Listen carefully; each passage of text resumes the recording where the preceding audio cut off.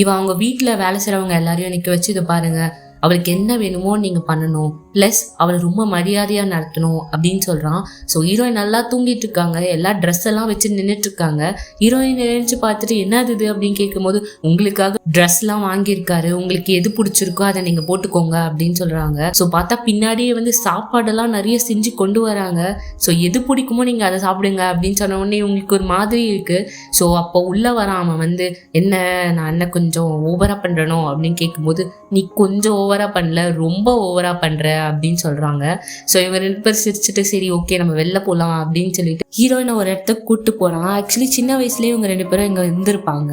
So இவன் அழுது நின்றுருப்பான். அப்போ ஹீரோயின் வந்து தலையிலே தட்டி, ஏன் அழுகுற, இப்போ மாங்கா மண்டை பாரு, சன்ரைஸை பாரு, அது எவ்வளோ அழகா இருக்கு பாரு அப்படின்னு சொல்லியிருப்பாங்க. ஸோ அதெல்லாம் ஞாபகம் வருது.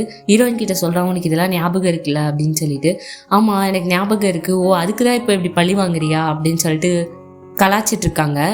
இந்த சன்செட் ரொம்ப அழகா இருக்குல்ல, அதே மாதிரி தான் ஈத்தனோட ஞாபகமும் உனக்கு கொஞ்சம் கொஞ்சமா மறைஞ்சிரும். பட் என்னதான் இருந்தாலும் நீ அவனை மறக்க நினைச்சாலும் ஒரு பக்கம் சூரியன் எப்பவுமே உதிக்கிற மாதிரி அவனோட ஞாபகம் உனக்கு வந்துட்டே தான் இருக்கும். பட் இருந்தாலும் நான் உனக்காக இருக்கேன் அப்படின்னு சொல்றான்.